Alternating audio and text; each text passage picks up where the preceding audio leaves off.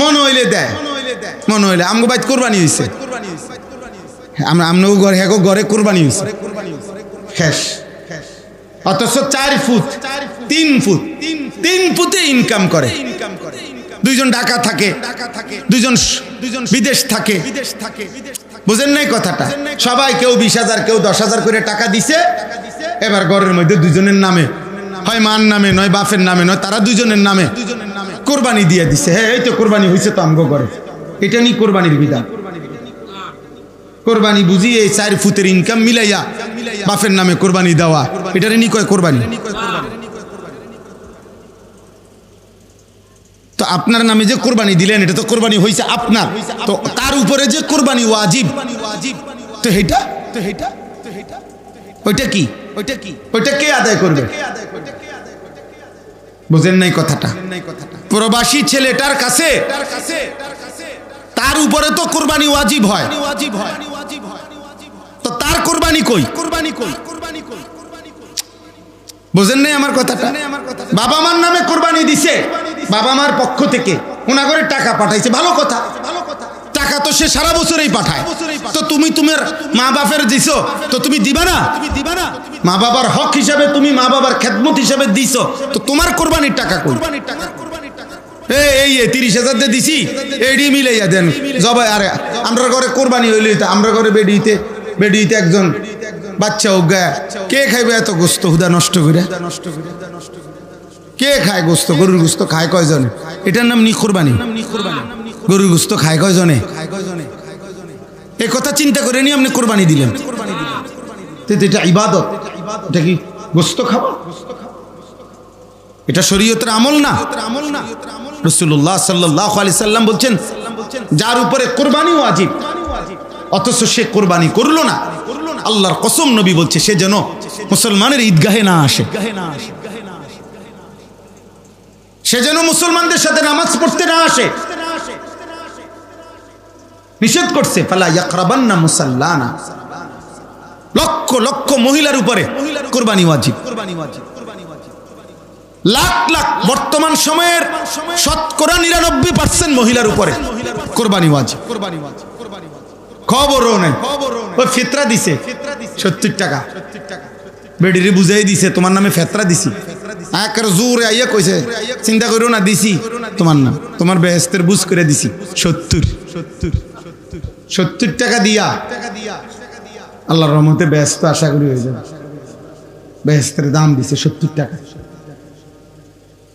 110 টাকা, 110 টাকা ফিতরা দিছে। কি খামখেয়ালি কথা? কে কারে দেয় টেয়া? আমি দিক কেনে দিছি আল্লাহ রে, বুঝেন না? 110 টাকা দিছে। মসজিদের বারান্দা থাকতে চিৎকার দিয়া বলে, জোর বলে দিয়েন মাইকে ফেতরা কত?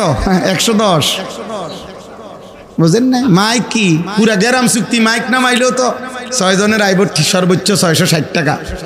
এটা তো মাইক ভাড়া দিলে আর টেয়া থাকতো না। এই হলো আমাদের খামখেয়াল। আমি হুজুরের কথার কারণে মনে করাই দিলাম, আব্বা এটা খামখেয়ালি করলে হবে। রাসূলুল্লাহ সাল্লাল্লাহু আলাইহি সাল্লাম বলছেন, যার উপরে যাকাত ফরজ, খোদার কসম সে যদি যাকাত না দেয়, আল্লাহর নবী বলছেন, বুখারীর হাদিস, হাসরের ময়দানে দাঁড় করাইয়ে জাহান্নামে পাঠাইবার আগেই যাকাত যে আদায় করে নাই, হাসরের ময়দানে থাকতেই বিচার কার্য, হাসরের ময়দান, কোরআনুল কারীমের স্পষ্ট আয়াত, পরিষ্কার কোরআনের আয়াত, হাসরের ময়দানের একদিন 50,000 বছর। কত বছর আব্বা? 50,000 সানা, 50,000 বছর। আল্লাহর নবী বলেন, যাকাত যে আদায় করে নাই, হাসরের ময়দানেই দাঁড় করাইয়াই তাকে শাস্তি দেওয়া শুরু হবে 2 ভাবে। এক, তার সারা দেহে বিষধর সাপ পেঁচাইয়া তার 2 মুখ সাপ তার 2 গালে ঠুকরাইতে থাকবে। আর দ্বিতীয়ত, আল্লাহর কোরআনে বলছে, তার স্বর্ণ রৌপ্য জমানো টাকা আগুনের মধ্যে পোড়াইয়া এরকম গোলাকার বানাইয়া, বলের মতো বানাইয়া, ওইটা দিয়া তার কপালে, কোমরে, পিঠে দাগ দেওয়া হবে। এটা হাসরের মাঠে মাঠে, জাহান্নামে না।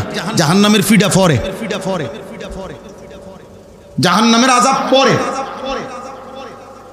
এটা হাশরের মাঠে। তো কোরআন শরীফের আয়াত, ইয়াউমা ইউহমা আলাইহা ফি নারি জাহান্নাম ফাতুকওয়া বিহা জিবাহুহুম ওয়া জুনুবুহুম ওয়া যুহুরুহুম। আপনারা মামুলি মনে করবেন, অসংখ্য অনেক ছেলে আছে অবিবাহিত, কিন্তু চাকরি করো, ব্যবসা করতেছ, তুমি অবিবাহিত হইলে কি হইছে? যাকাত কিংবা হজ ফরজ হওয়ার জন্য বিবাহ জরুরি না। বিবাহিত অবিবাহিত এখানে মাসালা না, কথা বুঝেন নাই আপনি? অবিবাহিত হইলে কি, তুমি উপার্জন করছো, তোমার কাছে আলাদা জমানো টাকা আছে, তোমার কাছে কমপক্ষে 1 লক্ষ টাকা জমা আছে, 70,000 টাকা জমা আছে। তুমি জানতে হবে কোন আলেমে দ্বীনের কাছে যে আমার উপরে যাকাত ফরজ কিনা, আমার উপরে হজ ফরজ কিনা, আমার উপরে কুরবানি ওয়াজিব কিনা। বুঝেন?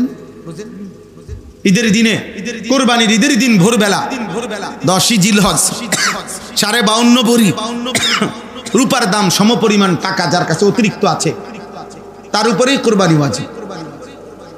1 বছর থাকা জরুরি না কুরবানির জন্য। আরো বিস্তারিত মাসআলাদার দরকার, আমরা এটা বুঝানো সম্ভব, আলহামদুলিল্লাহ আমরা এটা পারতাম, কিন্তু মাহফিলে এটা বুঝাইয়া পারা যায় না। বরং উচিত প্রত্যেক রোগী যেমন নিজ প্রয়োজন ডাক্তারের কাছে বলে, আর ডাক্তার ওই আলোকেই প্রেসক্রিপশন দেয়। যদিও দেখা গেছে রুগী এই 30 জন জ্বরের রুগী, তবুও ডাক্তার এ কথা বলে দেয় না আপনারা যেহেতু 30 জনই জ্বর নিয়ে আসছেন সবাই আপনারা নাফা খাইতে থাকেন যান না। প্রত্যেক রুগী সে আলাদা আলাদা দেখে, আলাদা আলাদা ওষুধ দেয়, কারণ বয়স, ওজন, হ্যাঁ, এই ভিত্তিতে প্রেসক্রিপশন বদলায়। অতএব আমাদের প্রত্যেকের দায়িত্ব, যদি আখিরাত দরকার হয়, যদি পরকাল দরকার হয়, তাহলে মনে রাখবেন এই 3টি মাসআলা, আর্থিক মাসআলা, অর্থ সম্পর্কিত, টাকা পয়সার সাথে সম্পৃক্ত। একটা হলো যাকাত, একটা হলো কুরবানি, একটা হলো হজ। বলেন তো এই 3টার নাম বলেন। কুরবানি, এই 3টা দান সদকার মতো না, মানে নফল দান সদাকা যেটা, এটা তো আপনি মনে করেন আমি দিলাম 100 টাকা, আপনি দিলেন 10 টাকা, আরেকজনে দিল 1 লাখ টাকা, ঠিক আছে, যার যার সামর্থ্য অনুপাতের, কারণ এটা নফল। নফল নামাজ আমি পড়লাম 10 রাকাত, আপনি পড়লে কুলাইছে, আপনি পড়ছেন 2 রাকাত, আমি পড়ছি 4 রাকাত, এটা তো নফল নাম। কিন্তু জোহরের 4 রাকাত ফরজ, জওয়ান বুড়ো ভাগ করা যায় তো? গরিব দুঃখী আর ধনী ভাগ করা যায় তো? তাহলে সবার জন্য কয় রাকাত? আল্লাহর কথা বলা দরকার, দিবানিশি বারবার বলা দরকার। কোরআনুল কারীমের মধ্যে আছে নবীজি সাল্লাল্লাহু আলাইহি ওয়াসাল্লামকে আল্লাহ তাআলা বলছেন, ওয়াদাক্কির ফাদাক্কির ইন নাফাআতিদ যিকরা। হে নবী, আপনি যদি বোঝেন নসিহত করলে ফায়দা হবে, এমন প্রত্যেক জায়গায় আপনি উপদেশ বারবার দিতে থাকেন। আর মনে রাখবেন, সায়াযাক্কারু মান ইয়াখশা, যার অন্তরে আল্লাহর ভয় আছে সে আপনার কথা থেকে উপদেশ গ্রহণ করবে। ওয়া ইয়াতাজান্নাবুহাল আশকা, আর প্রত্যেক বদনসিব দুর্ভাগা আপনার কথা থেকে, উপদেশ থেকে দূরে সরে থাকবে। তাহলে আল্লাহ তাআলা বলেন আপনি বলতে থাকবেন, যার দিলে আখিরাত আছে, আল্লাহর ভয় আছে, সে গ্রহণ করবে। আর দুর্ভাগা বদনসিব আখিরাত যার দিলে নাই, সে তার থেকে দূরে সরে। আল্লাহ তাআলা কোরআনে আরো বলছে, ফাদাক্কির ইন্নামা আনতা মুদাক্কির। হে নবী, আপনি বারবার উপদেশ দিতে থাকুন, নিশ্চয়ই আপনি উপদেশদাতা। লাস্তা আলাইহিম বিমুসাইতির, আপনি শাসক নন, আপনি তাদের মালিক নন। আপনি এই কথা বলার অধিকার রাখেন না যে যদি ঈমান না আনো কল্লা ফালাই দেব, ফাঁসি দিয়ে দেব, জেল দিয়ে দেব। না, আপনি মালিক না, মালিক আমি আল্লাহ। ফয়সালা দেব আমি, উপদেশ দিবেন না। আপনি শুধু বারবার উপদেশ দিতে থাকেন, ফয়সালা আমি আল্লাহ। তাহলে এই আয়াতের দ্বারাও এই কথা স্পষ্ট যে বারবার আল্লাহর কথা বলতে থাক। আমার দরকার বলা, দাঈর দরকার বলা। কয়জন শুনলো, কে শুনলো? আজকে এত বছর ওয়াজ করেন, কই মানুষ নামাজি হইলো কয়জন? আমনে গনেন, আমার গোনার দরকার কি? আমারে তো আল্লাহ গুনতে বলে না, আমারে গুনতে দায়িত্ব দেয় নাই, আমারে বলছে বলতে। শতভাগ দায়িত্ব নিয়ে আমানতের সাথে সবটুকু আন্তরিকতা নিয়ে বলা আমাদের জিম্মাদার। ইন আলাইকা ইল্লাল বালাগ, সব কোরআনের আয়াত। আল্লাহ বলেন বন্ধু আপনার দায়িত্ব আর কিছুই নয়, শুধুই শতভাগ পৌঁছিয়ে দেওয়া, পৌঁছিয়ে দাও, আপনি পৌঁছাবেন। ওমা আকসারুন নাস ওয়ালাউ হারাসতা বিমুমিনিন, আল্লাহ বলে নবী হাজার চাইলেও আপনি মনে রাখবেন অধিকাংশ লোক মুমিন হবে না। নবীজিকে আল্লাহ শুনাইছে নাফরমান থাকবে বেশি, বেহায়া, বেনামাজি, হারামখোর, আল্লাহর দুশমন থাকবে বেশি বেশি। মুমিন অল্পই হবে, আর ছদ্মবেশী মুসলিম পরিচয়ধারী অথচ মুনাফিক এটা বেশি হবে। আল্লাহ তাআলার ফয়সালা, আল্লাহ তাআলার ফয়সালা, ওয়ালাকাদ ফাতান্নাল্লাযীনা মিন ক্বাবলিহিম, প্রত্যেক যুগের ঈমানদারকে আমি পরীক্ষা করেছি। ফালা ইয়ালামান্নাল্লাহুল্লাযীনা সাদাকু ওয়ালা ইয়ালামান্নাল কাযিবিন, আল্লাহ বলেন পরীক্ষা করে করে আমি জেনেছি ঈমানের দাবিতে সত্যবাদী কে, মিথ্যাবাদী কে। মিথ্যাবাদী প্রত্যেক ওয়াক্ত নামাজের টাইম পরীক্ষা, প্রত্যেক রমজানের রোজা পরীক্ষা, প্রত্যেক সম্পদশালীর জন্য যাকাত দিচ্ছি কিনা, হজ করছি কিনা পরীক্ষা, প্রতিবার নারী সামনে আসলে পরীক্ষা, নজর নামায় না তাকায় থাকে, প্রত্যেকটা গুনার মুখে পরীক্ষা, গুনাহ করছে নাকি ছাড়ছে, প্রত্যেকটা আমলের মুখে পরীক্ষা, আমলটা করছে না ছেড়ে দিচ্ছে। আল্লাহ বলেন আমি সেই পরীক্ষা না করে কাউকে এমনি এমনি জান্নাত দেব না, এমনি এমনি দেব না। কোরআনুল কারীমের মধ্যে আছে বারবার আল্লাহ বলছেন জান্নাতি বান্দাকে আল্লাহ বলবেন জাযাআম বিমা কানু ইয়ামালুন, বান্দা এটা তোমার আমলের বিনিময়, তোমার নামাজের, তোমার সেজদার, তোমার জিকিরের, বন্দেগীর বিনিময়, তামাশা না। অতএব এটা জরুরি, আমরা হতাশ হই না কোনোদিনও, আল্লাহর কথা বলতে থাকা আমাদের দায়িত্ব। আল্লাহর ফয়সালাই ফয়সালা, ওয়ালা ইয়ানফাউকুম নুসহি ইন আরাদতু আন আনসাহা লাকুম ইন কানা আল্লাহু ইউরিদু আন ইউগবিয়াকুম। নূহ আলাইহিস সালাম এটা বলতেন, হে আমার জাতি, দিবানিশি আমি তোমাদেরকে যে উপদেশ দিচ্ছি, আমার উপদেশে কোনো কাজে আসবে না যদি আল্লাহ তার বিপরীত সিদ্ধান্ত নেয় যে তোমাকে তিনি বেঈমানি রাখবে, পথভ্রষ্টই বানাইয়া রাখবেন। এটা যদি আল্লাহর ফয়সালা হয়, আমার ৯৫০ বছর না ৯.৫ লক্ষ বছরের উপদেশও কোনো কাজে হবে না। ফয়সালা কার হাতে?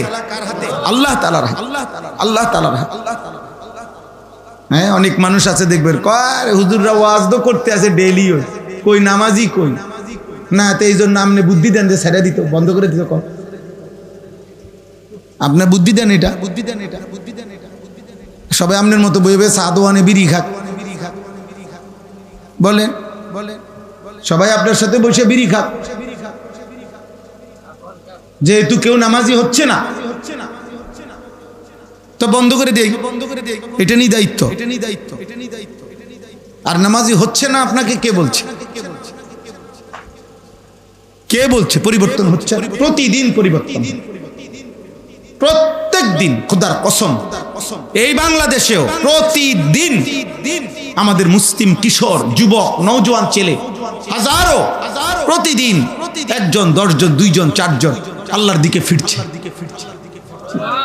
লক্ষ লক্ষ যুবক আমরা জানি আলহামদুলিল্লাহ গুনাহ করে করে ক্লান্ত, গুনায় আর মজা পাচ্ছেন, নারী দেখে আর ভাল লাগে না, আর কত দেখবে, উলঙ্গ ছবি আর কত দেখবে, অস্থির দৃশ্য আর কত দেখবে, অসভ্যতা আর কত করবে, আর কত। গুনাহ কোনোদিনও তৃপ্তি দেয় না, আজ না হোক কাল থামতেই হয়। পাপী থামেই, এটাই সত্য। পাপী একদিন আফসোস করে যে কিছুই পাইলাম না, কিছুই পাইলাম। হারামখোর একদিন থামেই, একদিন বেলা শেষে দেখে কেউ তাকে ভালোবাসে না। সুদখোর দিন দেখে কেউ তাকে ভালোবাসে না। ঘুষখোর একদিন দেখে কেউ তাকে ভালোবাসে না। আপনজনও না, দূরের কেউ। যেই আলারে সুযোগ পায় সেই কয় সুদখোর, যেই আলগা সময় পায়, সুযোগ পায়, সেই কয় 2 নম্বর। হ্যাঁ, দুশ্চরিত্র। শেষ পর্যন্ত ইজ্জত মেলে না আব্বা, শেষ পর্যন্ত সম্মান মিলে না। 70 বছর পরে হইল পাপী, তার প্রজন্মের কেউ হইল পূর্বপুরুষের পাপের প্রায়শ্চিত্ত হিসেবে তাকে শুনতে হবে, তোর দাদা 2 নম্বর আছিল, তোর বাপ 2 নম্বর আছিল। আমরা জানি, লম্বা কথা কইস না। কোন পাপী আখিরাত তো নাই, দুনিয়াতেও নাই, ইজ্জত মিলে না। এটাই সত্য। ইতিহাস বারবার এটাই দেখাইছে। আমরা পড়ছি আলহামদুলিল্লাহ, ইতিহাসের হাজারো বই, হাজারো পৃষ্ঠা আলহামদুলিল্লাহ আমরা পড়ছি, দেখছি। বারবার ফিরে ফিরে আসে ইতিহাস এটাই, যে পাপী, জালেম, নাফরমান, চরিত্রহীন লজ্জিতই হয়, লজ্জিতই হয়। এই জন্য আব্বা এটা বুঝা উচিত, মূলত ফয়সালা আল্লাহর হাতে। আল্লাহর দয়া ছাড়া, আল্লাহ তাআলার মেহেরবানি ছাড়া ইবাদত, আমল, আখিরাত, নামাজ, বন্দেগী, পরকালের অনুভূতি অনেক বড় নিয়ামত। ভাত খাওয়া কোনো নিয়ামত না, বিরাট কিচ্ছু। পেশাব পায়খানা কোনো নিয়ামতের কিছু নাই, স্বাভাবিক বিষয়। তো গরু ছাগলের এই চাহিদা পূরণ হয়। ঘর দুয়ার, বিল্ডিং, দালান, এটা কোনো নিয়ামত না। গরু ছাগলও বিল্ডিং এর মধ্যে থাকে। ইউরোপ আমেরিকার মধ্যে শুকর পালে, সেন্ট্রাল এসিওয়ালা বিল্ডিং। কুত্তা পালে একদম ফুল এসিওয়ালা ভবনে, সেন্ট্রাল এসি। হেলিকপ্টার দিয়া ক্ষেতের মধ্যে সার দেয়। 1 কোটি টাকা দামের গাড়িতে, 80 লাখ টাকা দামের গাড়িতে জাপানে ছাগলের ঘাস টানে। ওরা কিছুদিন চালাইয়া দিলে 5000 কিলো, 10,000 কিলো এরকম কিছু চালাইয়া দিয়া ফাটাই দিলে, এটা আমাদের দেশে হয় ইনটেক ব্র্যান্ডেড গাড়ি। বুঝেন নাই? হ্যাঁ, তাহলে এই জন্য বললাম দুনিয়া এবং এর মধ্যে যা কিছু আছে এটা আমার অর্জন হয়েছে, শুধু হচ্ছে, এটার মধ্যে সফলতা না, সফলতা আখিরাত, কামিয়াবি আখিরাত। আমারও আপনারও, জওয়ানেরও বুড়োরও, মাদেরও বোনদেরও, মানুষ মাত্রই কামিয়াবি আখিরাত। এই জন্য এটুকু বুঝা জরুরি। 2-4 জন এখনো মোবাইলে ধরে রাখছেন হাতে, আমি নিষেধ করা সত্ত্বেও, এমন বেয়াদব চলে গেলে ভালো, এমন 2-1 জন বেয়াদব উঠে গেলে ভালো হয়। আর নাই তো এর পরের বার আরো একবার সতর্ক করলাম, এবার কিন্তু ডাইরেক্ট দমক দুম।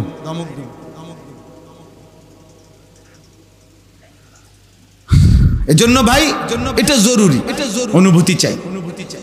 আমাদের প্রিয় হযরত মাওলানা মুফতি আমজাদ সাহেব, আপনারা শুনতেছিলেন, আমি আইসাও শুনতেছি, বলছেন রাসূলুল্লাহ সাল্লাল্লাহু আলাইহি ওয়াসাল্লাম একটি আমল হজ, কি পরিমাণ কঠোরতা করছেন নবীজি, কি কঠোর কথা বলছেন যে আমার যে উম্মত ফরজ হয়েছে অথচ হজ করলো না, মরে গেল। আল্লাহ নবী সাল্লাল্লাহু আলাইহি ওয়াসাল্লাম বললেন এটা হয় ইহুদি মরছে নয় খ্রিস্টান মরেছে। আমি জানি না এটা ইহুদি মরলো না খ্রিস্টান মরলো,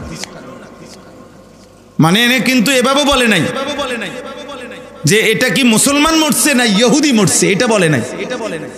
এটা কি মুসলমান মরলো না খ্রিস্টান মরলো, এটা বলে নাই। বলছে এটা হয় ইহুদি হয়ে মরছে না খ্রিস্টান হয়ে মরছে, মুসলমান হয়ে মরে নাই এটা নিশ্চিত। এবার কাফেরের কোন আইটেম, কি ইহুদির আইটেম না খ্রিস্টান আইটেম?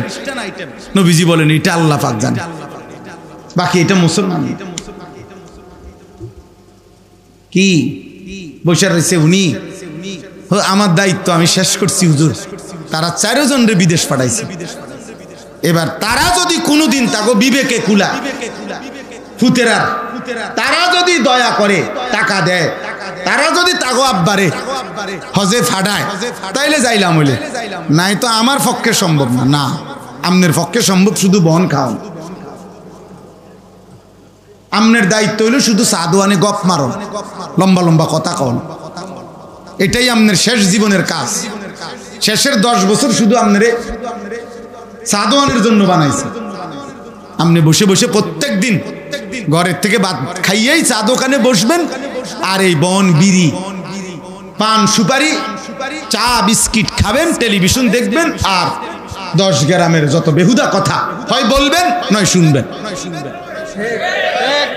খালাস, চাচারা এই ডিউটি, শেষ বয়সের ডিউটি, ওনার আর কোনো কাজ নেই। ওনার তো কাজ তো যেটা উনি করার করছেই, তারা 4 জনরে তো বিদেশ পাঠাইছে। তাহলে বুঝা গেল ছেলের যদি দয়া হয় তাইলে হজ ফরজ হয়। কথা বলে না, বুঝেন নাই আমার কথাটা? ছেলের দয়া হইলেনি হজ ফরজ হয়। তো এটাই তো বলছে হুজুর, এটাই তো বুঝাইতে চাইছে আমাদের কি পরিমাণ মুসলমানের উপরে হজ ফরজ। 12 লক্ষ টাকা করে 3 ফুটের লেগা 3 বার 36 লাখ টাকা ব্যবস্থা করছে উনি, কিন্তু আল্লাহর ঘরের জন্য উনি 6 লাখ টাকা ব্যবস্থা করার মতো হিম্মত কলিজায় উনার নাই। কারণ এই হৃদয়ে যে আখেরাত নাই,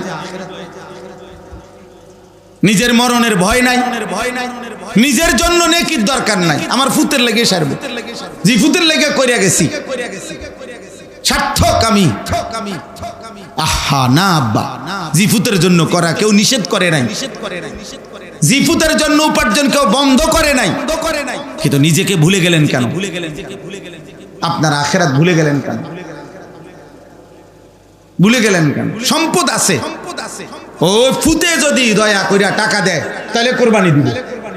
ও মা, তো তুই টিয়া না দিলে আব্বাই করতে কোরবানি দিব না। আপনি করতে কোরবানি দিবেন, আপনি হাঁটবেন ঈদের দিন, আপনি গ্রামে গ্রামে হাঁটবেন, বুঝলেন না? ডাইরেক্ট কি কোন হুজুর আমি করতে টিয়া আনু, ডাইরেক্ট। অথচ উনি এখনো পূর্ণ সম্পত্তির মালিক, এখনো অ্যাকাউন্ট ওনার নামে, এখনো ওনার কাছে কোরবানি ফরজ ওয়াজিব হওয়া পরিমাণ সম্পদ আছে, টাকা আছে, জমা টাকা আছে, বুঝতেই চায় না। কদ্দুর বেলে যে যাইয়া বুঝি না, একজন আলেমের জিগাই যে হুজুর আসলে আমার জমি আছে এরকম, ব্যাংকে টাকা আছে এত, অথবা আমার আছে এই নাই এই, আমনে কদ্দুর চাইয়া শুননা আমার এটা বুঝাইয়া দেন, আমার উপরে হজ ফরজ কিনা, আমার উপরে কোরবানি ওয়াজিব কিনা। আপনি এটা একজন আলেম থেকে বুঝে নিতে অসুবিধা কি? আলেমে চুরি করে নিবে গা আপনার টাকা? হ্যাঁ, আলেমে ডাকাত, তো তাহলে আপনি জিজ্ঞাসা করলে ক্ষতি কি? বলেন আপনারা এখানে যদি 10 জন বুড়ো মানুষ হন, 20 জন বুড়া মানুষ হন, আপনি কোন দিন নিজে বুঝা গিয়া বলে আমি গেছি হুজুরের কাছে, আমি হিসাব দিছি, আমার সম্পত্তি এই, আমার ব্যাংকে এত টাকা, আমার জমি এতটুকু, আমার কাছে আছে, আমার উপরে হজ ফরজ কিনা, আমার উপরে কোরবানি ওয়াজিব কিনা, আমার উপরে জাকাত ফরজ কিনা, এটা বুঝতে গেছেন আপনি, নিজে বুঝে আসছেন। এমন 100 না 1000-এর মধ্যে একজন মিলা কঠিন হয়ে মনে হইলে দেয়, মনে হইলে আমগো বাইত কোরবানি হয়েছে, আমগো ঘরে হ্যাঁ ঘরে কোরবানি হয়েছে শেষ। অথচ 4 ফুট 3 ফুট 3 ফুটে ইনকাম করে, 2 জন ঢাকা থাকে, 2 জন বিদেশ থাকে, বুঝেন নাই কথাটা? সবাই কেউ 20,000 কেউ 10,000 করে টাকা দিছে। এবার ঘরের মধ্যে 2 জনের নামে, হয় মার নামে নয় বাপের নামে নয়, তারা 2 জনের নামে কোরবানি দিয়ে দিছে। হ্যাঁ এই তো কোরবানি হয়েছে তো আমগো ঘরে, এটা নি কোরবানির বিধান। কোরবানি বুঝি এই 4 ফুটের ইনকাম মিলাইয়া বাপের নামে কোরবানি দেওয়া, এটারে নি কয় কোরবানি। তো আপনার নামে যে কোরবানি দিলেন এটা তো কোরবানি হয়েছে আপনার, তো তার উপরে যে কোরবানি ওয়াজিব, তো এটা ওইটা কি ওইটা কে আদায় করবে? বুঝেন নাই কথাটা? প্রবাসী ছেলেটার কাছে তার উপরে তো কোরবানি ওয়াজিব হয়, তো তার কোরবানি কই? বুঝেন নাই আমার কথাটা? বাবা মার নামে কোরবানি দিছে, বাবা মার পক্ষ থেকে ওনাগরে টাকা পাঠাইছে, ভালো কথা, টাকা তো সে সারা বছরই পাঠায়, তো তুমি তোমার মা বাপের দিছো, তো তুমি দিবা না? মা বাবার হক হিসাবে তুমি মা বাবার খেদমত হিসাবে দিছো, তো তোমার কোরবানির টাকা কই? এই 30,000 দিয়ে দিছি, এডি মিলাইয়া দেন জবাই। আরে আমরা ঘরে কোরবানি হইলে আমরা ঘরে বেডিতে একজন বাচ্চা উগা, কে খাইবে এত গোস্ত হুদা নষ্ট করে? কে খায় গোস্ত? গরুর গোস্ত খায় কয়জনে? এটার নাম নি কোরবানি? গরুর গোস্ত খায় কয়জনে? এই কথা চিন্তা করে নি আপনি কোরবানি দিলেন, এটা ইবাদত, এটা কি গোস্ত খাওয়া? এটা শরীয়তের আমল না। রাসূলুল্লাহ সাল্লাল্লাহু আলাইহি সাল্লাম বলছেন, যার উপরে কোরবানি ওয়াজিব অথচ সে কোরবানি করলো না, আল্লাহর কসম নবী বলছে সে যেন মুসলমানের ঈদগাহে না আসে, সে যেন মুসলমানদের সাথে নামাজ পড়তে না আসে।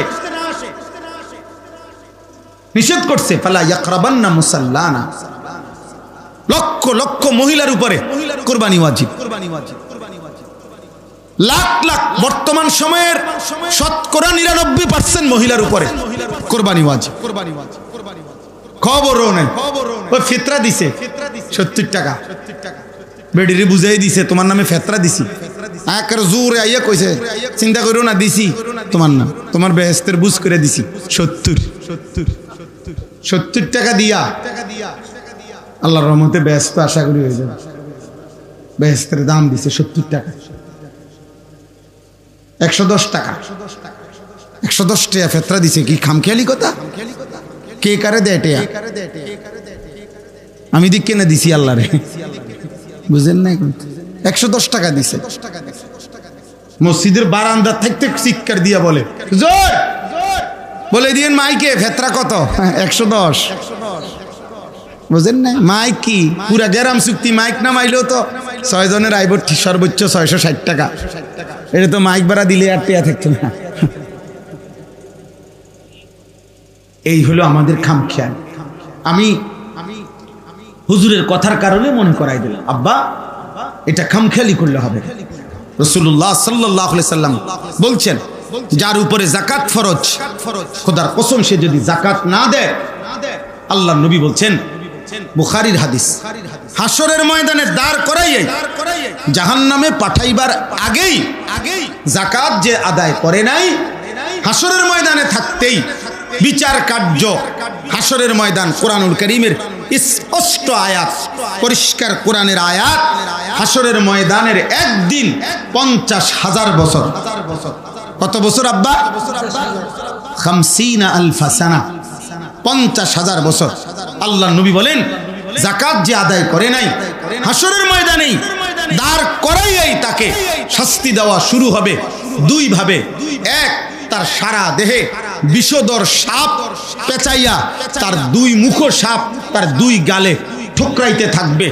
আর দ্বিতীয়ত, আল্লাহর কোরআনে বলছে, তার স্বর্ণ রৌপ্য জমানো টাকা আগুনের মধ্যে পোড়াইয়া এরকম গোলাকার বানাইয়া, বলের মতো বানাইয়া, ওইটা দিয়া তার কপালে, কোমরে, পিঠে দাগ দেওয়া হবে। এটা হাসরের মাঠে, মাঠে, জাহান্নামে না। জাহান্নামের ফিডা পরে, জাহান্নামের আযাব পরে, এটা হাসরের মাঠে। তো কোরআন শরীফের আয়াত, ইয়াউমা ইউহমা আলাইহা ফি নারি জাহান্নাম ফাতুকওয়া বিহা জিবাহুহুম ওয়া জুনুবুহুম ওয়া যুহুরুহুম। আপনারা মামুলি মনে করবেন, অসংখ্য অনেক ছেলে আছে অবিবাহিত, কিন্তু চাকরি করো, ব্যবসা করতেছ, তুমি অবিবাহিত হইলে কি হইছে? যাকাত কিংবা হজ ফরজ হওয়ার জন্য বিবাহ জরুরি না। বিবাহিত অবিবাহিত এখানে মাসালা না, কথা বুঝেন নাই আপনি? অবিবাহিত হইলে কি, তুমি উপার্জন করছো, তোমার কাছে আলাদা জমানো টাকা আছে, তোমার কাছে কমপক্ষে 1 লক্ষ টাকা জমা আছে, 70,000 টাকা জমা আছে। তুমি জানতে হবে কোন আলেমে দ্বীনের কাছে যে আমার উপরে যাকাত ফরজ কিনা, আমার উপরে হজ ফরজ কিনা, আমার উপরে কুরবানি ওয়াজিব কিনা। বুঝেন? ঈদের দিনে, কুরবানির ঈদের দিন ভোরবেলা 10ই জিলহজ 52.5 ভরি রূপার দাম সমপরিমাণ টাকা যার কাছে অতিরিক্ত আছে, তার উপরেই কুরবানি ওয়াজিব। 1 বছর থাকা জরুরি না কুরবানির জন্য। আরো বিস্তারিত মাসআলা আর দরকার, আমরা এটা বোঝানো সম্ভব, আলহামদুলিল্লাহ আমরা এটা পারতাম, কিন্তু মাহফিলে এটা বুঝাইয়া পারা যায় না। বরং উচিত প্রত্যেক রোগী যেমন নিজ প্রয়োজন ডাক্তারের কাছে বলে, আর ডাক্তার ওই আলোকেই প্রেসক্রিপশন দেয়। যদিও দেখা গেছে রুগী এই 30 জন জ্বরের রুগী, তবুও ডাক্তার একথা বলে দেয় না আপনারা যেহেতু 30 জনই জ্বর নিয়ে আসছেন সবাই আপনারা নাফা খাইতে থাকেন যান না। প্রত্যেক রুগী সে আলাদা আলাদা দেখে, আলাদা আলাদা ওষুধ দেয়, কারণ বয়স, ওজন, হ্যাঁ, এই ভিত্তিতে প্রেসক্রিপশন বদলায়। অতএব আমাদের প্রত্যেকের দায়িত্ব, যদি আখিরাত দরকার হয়, যদি পরকাল দরকার হয়, তাহলে মনে রাখবেন এই 3টি মাসআলা, আর্থিক মাসআলা, অর্থ সম্পর্কিত, টাকা পয়সার সাথে সম্পৃক্ত। একটা হলো যাকাত, একটা হলো কুরবানি, একটা হলো হজ। বলেন তো এই 3টার নাম বলেন। কুরবানি, এই 3টা দান সদকার মতো না, মানে নফল দান সাদাকা যেটা, এটা তো আপনি মনে করেন আমি দিলাম 100 টাকা, আপনি দিলেন 10 টাকা, আরেকজনে দিল 1 লাখ টাকা, ঠিক আছে, যার যার সামর্থ্য অনুপাতের, কারণ এটা নফল। নফল নামাজ আমি পড়লাম 10 রাকাত, আপনি পড়লে কুলাইছে, আপনি পড়ছেন 2 রাকাত, আমি পড়ছি 4 রাকাত, এটা তো নফল নাম। কিন্তু জোহরের 4 রাকাত ফরজ, জওয়ান বুড়ো ভাগ করা যায় তো? গরিব দুঃখী আর ধনী ভাগ করা যায় তো? তাহলে সবার জন্য কয় রাকাত?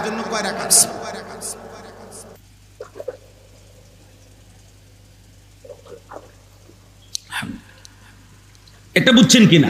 তাহলে যাকাত এটা ফরজ বিধান, হজ এটা ফরজ বিধান, কুরবানি এটা ওয়াজিব বিধান। খামখেয়ালি না, করলে করলাম, করলাম হইলে আল্লাহ দিলে তো করতাম, কার মন না চায়, এসব ফাঁকনা কথা কইেন না, এসব সিরা বিজাইন্ডা কথা কইেন, কারে কন মস্কারি করেন, বুঝেন নাই কথা, মস্কারি করে এগুলা। আল্লাহ দিলে তো করতাম, কার মন না চায় আল্লাহর গরান না চাইতে, হ্যাঁ, জীবুতে তো ফিরেও চায় না, হ্যাঁ, জীবন যৌবন শেষ করে টেয়া দিয়া, কিছু সুদে কিছু কিস্তিতে, কত কষ্ট করে টাকা পয়সা মিল করে আজ জীবুত মানুষ করছেন। সুদ দিয়ে বুঝি জীবুত মানুষ করে, কিস্তির টাকা দিয়ে বুঝি জীবুত মানুষ করে, বাতে না খাবায়।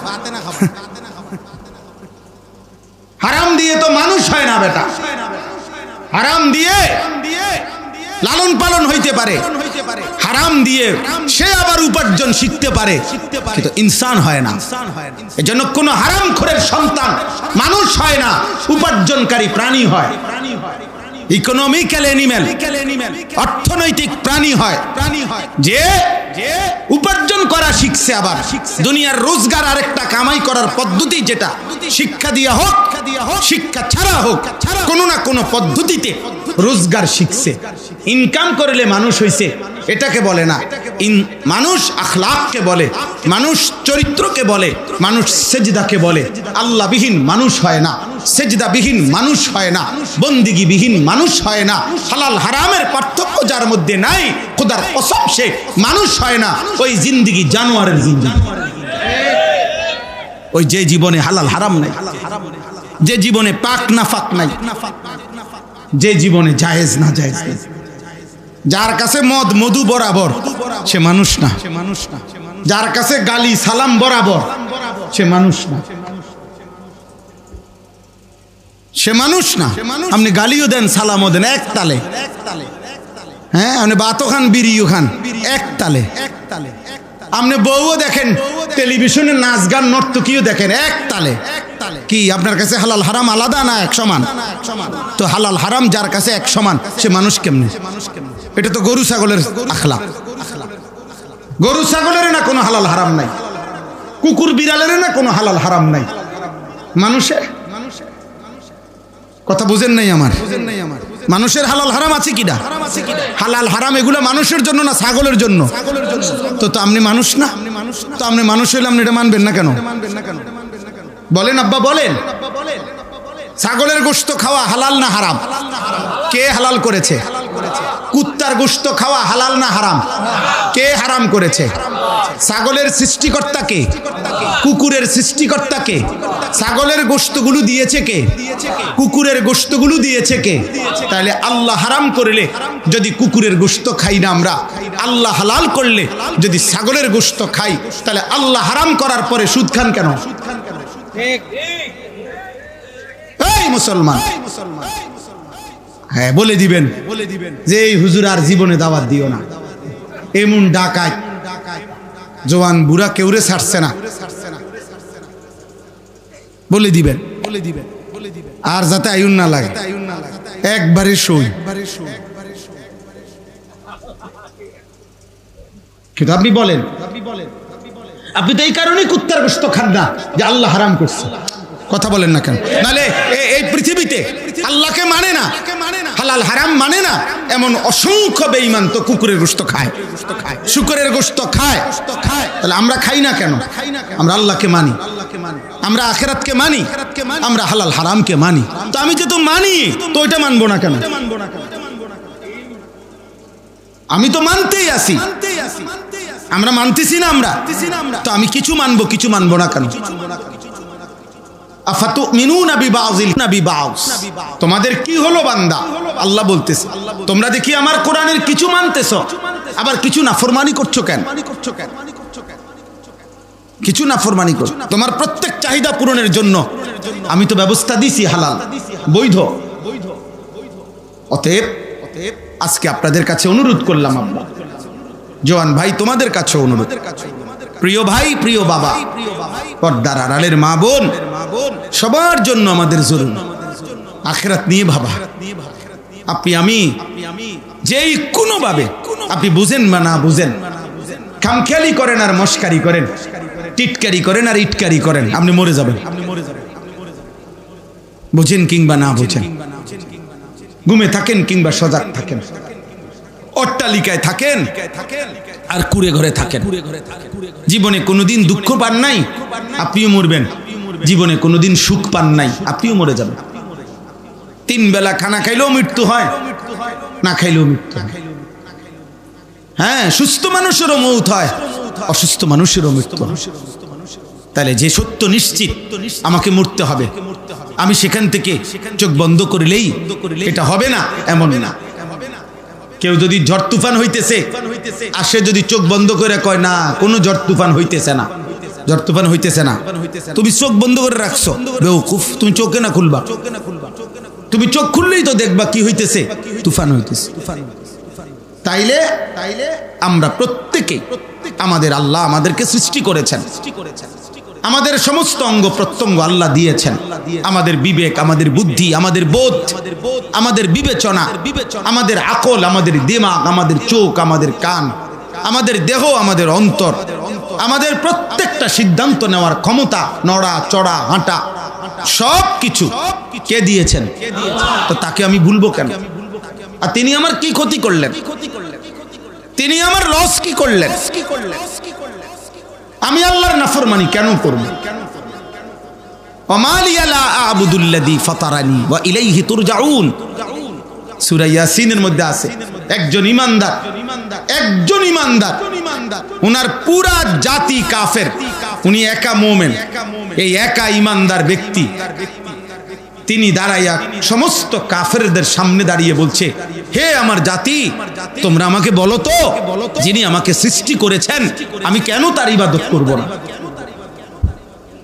এবং বললেন, যার কাছে তোমাদের সকলকে আমাকে ফিরে যেতে হবে তার ইবাদত আমি কেন করব? ওয়ামালিয়া লা আ'বুদুল্লাযী ফাতারানী ওয়া ইলাইহি তুরজাউন, সূরা ইয়াসিনের আয়াত।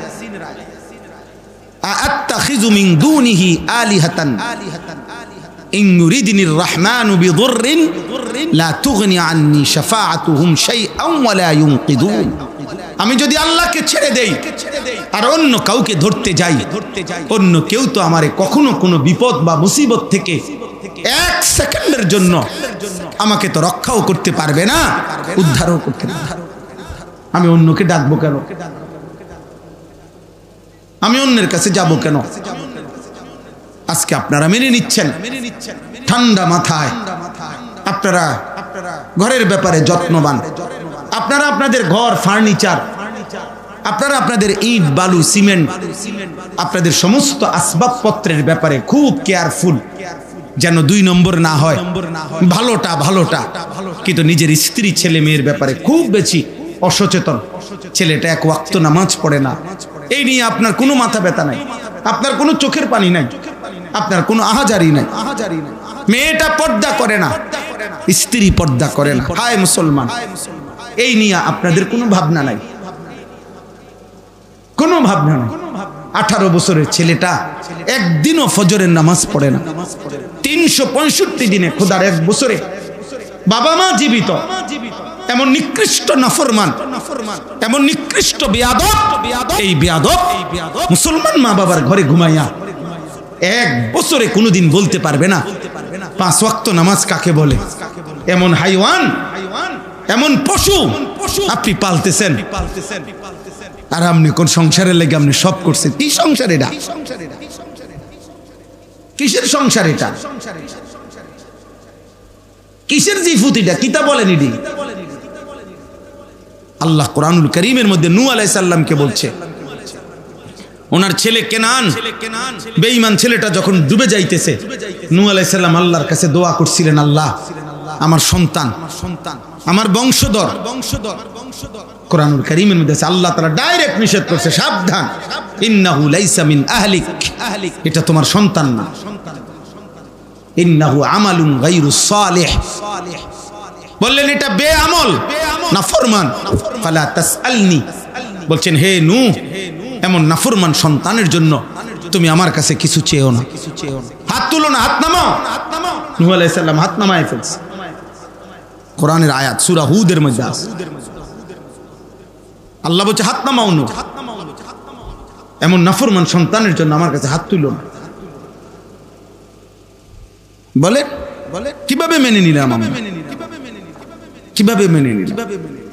আস্তাগফিরুল্লাহ।